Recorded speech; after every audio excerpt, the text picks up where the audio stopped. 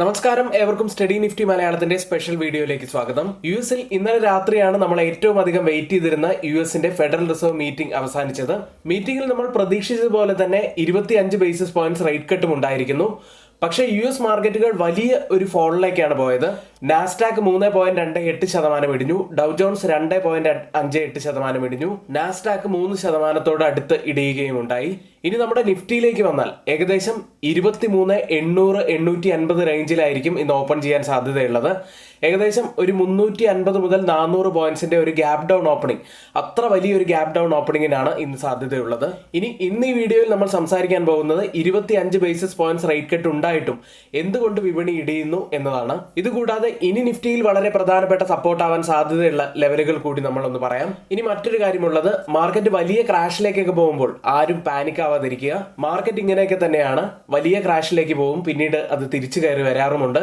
കോവിഡിന്റെ കാലത്തൊക്കെ നമ്മൾ കണ്ടതാണ്, വലിയ ക്രാഷിലേക്ക് പോയതിനു ശേഷം മാർക്കറ്റ് അതിലും ഇരട്ടി വേഗത്തിൽ തിരിച്ചു വന്നത് നമ്മൾ കണ്ടതാണ്. ഇപ്പോൾ നമ്മൾ ചെയ്യേണ്ടത് നല്ല നല്ല സ്റ്റോക്കുകൾ മാത്രം തിരഞ്ഞെടുക്കാൻ ശ്രമിക്കുക. ഇത്തരത്തിലുള്ള വലിയ ഫോൾ വരുന്ന ദിവസങ്ങളിൽ മാർക്കറ്റിൽ നിന്ന് ഒന്ന് മാറി നിൽക്കാൻ ശ്രമിക്കുക. ഇത്തരത്തിൽ നല്ല സ്റ്റോക്കുകൾ തിരഞ്ഞെടുക്കുന്നതിന് നിങ്ങൾക്ക് അറിയില്ലെങ്കിൽ സ്റ്റുഡൻസിന് നമ്മുടെ പെയ്ഡ് ടെലഗ്രാം ചാനൽ ജോയിൻ ചെയ്യാവുന്നതാണ്. രാവിലെ 9 മണി മുതൽ 3:30 വരെ സ്റ്റുഡൻസിനായിട്ട് നമ്മൾ നമ്മുടെ എഡ്യൂക്കേഷൻ ടെലഗ്രാം ചാനലിൽ നമ്മുടെ എഡ്യൂക്കേഷണൽ വ്യൂസ് നൽകാറുണ്ട്. അപ്പോൾ ആർക്കെങ്കിലും ജോയിൻ ചെയ്യാൻ താല്പര്യമുണ്ടെങ്കിൽ ഡിസ്ക്രിപ്ഷൻ ബോക്സിൽ അതിന്റെ ലിങ്ക് കൊടുത്തിട്ടുണ്ട്, അതുവഴി ജോയിൻ ചെയ്യാവുന്നതാണ്. നേരിട്ട് വീഡിയോയിലേക്ക് കിടക്കാം. US ഫെഡറൽ റിസർവിന്റെ 2024 ഡിസംബറിലെ പോളിസി മീറ്റിംഗിൽ നിന്നുള്ള പ്രധാനപ്പെട്ട പോയിന്റുകളിലേക്കാണ് ആദ്യം പോകുന്നത്. അതിനുശേഷം മാർക്കറ്റ് ഇടിയാനുണ്ടായ പ്രധാനപ്പെട്ട 5 കാരണങ്ങളിലേക്ക് നമ്മൾ പോവുകയാണ്. ഫെഡറൽ റിസർവ് 25 ബേസിസ് പോയിന്റ്സ് നിരക്ക് കുറച്ചിരിക്കുന്നു. 3 മീറ്റിംഗുകളിലായി 100 ബേസിസ് പോയിന്റ്സ് ക്യുമുലേറ്റീവ് റിഡക്ഷൻ ആണ് ഇപ്പോൾ ഉണ്ടായിരിക്കുന്നത്. അതായത് തുടർച്ചയായ മൂന്നാമത്തെ നിരക്ക് കുറയ്ക്കൽ കൂടിയായിരുന്നു ഇത്. ഇനി ഭാവിയിലെ നിരക്ക് പ്രവചനങ്ങളെ കുറിച്ച് പറയുന്നത്, 2025 പ്രതീക്ഷിക്കുന്ന വെട്ടിക്കുറവ് 25 ബേസിസ് പോയിന്റ്സിന്റെ റേറ്റ് കട്ട് 2 തവണ ഉണ്ടായിരിക്കും എന്നാണ് പറയുന്നത്. ഇനി 2026 പ്രതീക്ഷിക്കുന്നത് 50 ബേസിസ് പോയിന്റ്സ് കട്ടാണ്. പണപ്പെരുപ്പത്തെ കുറിച്ച് പറയുന്നത്, 2025 പണപ്പെരുപ്പ പ്രവചനം 2.5% ഉയർത്തി. നേരത്തെ അത് 2.1% അതായത് ട്രംപിന്റെ പുതിയ നയങ്ങൾ പണപ്പെരുപ്പം രൂക്ഷമാക്കും എന്ന് തന്നെയാണ് സൂചിപ്പിക്കുന്നത്. തൊഴിൽ വിപണിയെ കുറിച്ച് അദ്ദേഹം പറയുന്നത്, നിലവിലെ പാദത്തിൽ തൊഴിലില്ലായ്മ നിരക്ക് 4.2%, 2025 അവസാനത്തോടെ 4.3% കുറയും എന്നാണ്. ലേബർ മാർക്കറ്റ് ശക്തമായി തുടരുന്നു. പക്ഷേ പ്രീ പാൻഡമിക് ലെവലുമായി താരതമ്യപ്പെടുത്തുമ്പോൾ ലേബർ മാർക്കറ്റ് ഇപ്പോഴും കൂളായി തന്നെയാണ് തുടരുന്നത് എന്ന് പറയുന്നു. ഇനി ഫെഡ് ചെയർ ജെറോം പവലിന്റെ സ്പീച്ചിന് ശേഷം എന്തുകൊണ്ടാണ് മാർക്കറ്റ് ഇത്ര വലിയ ഒരു ഇടിവിലേക്ക് പോയത് എന്നതിനെ കുറിച്ചാണ് നമ്മൾ പറയുന്നത്. ഇനി അദ്ദേഹത്തിന്റെ സ്പീച്ചിലേക്ക് വന്നു കഴിഞ്ഞാൽ, പണപ്പെരുപ്പത്തെക്കുറിച്ചുള്ള ഒരു ഹോക്കിഷ് ടോണിലുള്ള സ്പീച്ചായിരുന്നു അദ്ദേഹത്തിന്റെ ഭാഗത്ത് നിന്നും വന്നത്. പണപ്പെരുപ്പ ആശങ്കകൾ തന്നെയാണ് ഒന്നാമത്തെ കാരണമായി നമുക്ക് പറയാനുള്ളത്. ഇൻഫ്ലേഷൻ ഫോർകാസ്റ്റ് 2025 2.5% ഉയർത്തി. അത് 2.1% അതായത് പണപ്പെരുപ്പം ഉയർന്ന നിലയിൽ തുടരും എന്ന് തന്നെയാണ് പവൽ സൂചിപ്പിക്കുന്നത്. ഇത് നിക്ഷേപകരിൽ പലിശ നിരക്ക് ഉയർന്ന നിലയിൽ തുടരുന്നത് ആശങ്കയുണ്ടാക്കി. ഇത് ബിസിനസ്സുകളെയും സമ്പദ് വ്യവസ്ഥയെയും ദോഷകരമായി ബാധിക്കും എന്നും ഇൻവെസ്റ്റേഴ്സ് വിചാരിക്കുന്നു. ഇനി ഇടിവിനുണ്ടായ രണ്ടാമത്തെ കാരണത്തിലേക്ക് വരാം. ഇന്നലത്തെ ഡെയിലി മാർക്കറ്റ് ന്യൂസിൽ നമ്മൾ പറഞ്ഞതാണ്, 2025 എത്ര റേറ്റ് കട്ട് ഉണ്ടാകും എന്നതിലേക്കായിരിക്കും ഇൻവെസ്റ്റേഴ്സും അതുപോലെ അനലിസ്റ്റുകളും ഉറ്റുനോക്കുക എന്ന്.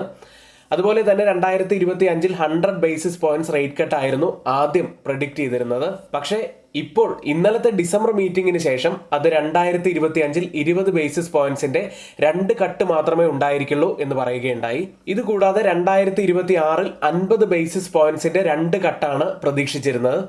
എന്നാൽ ഇപ്പോൾ അത് 2026 50 ബേസിസ് പോയിന്റ്സിന്റെ ഒരു റേറ്റ് കട്ട് മാത്രമായി ചുരുക്കിയിരിക്കുന്നു. ഇത് മാർക്കറ്റ് ഇടിയാനുള്ള രണ്ടാമത്തെ ഒരു കാരണമായി.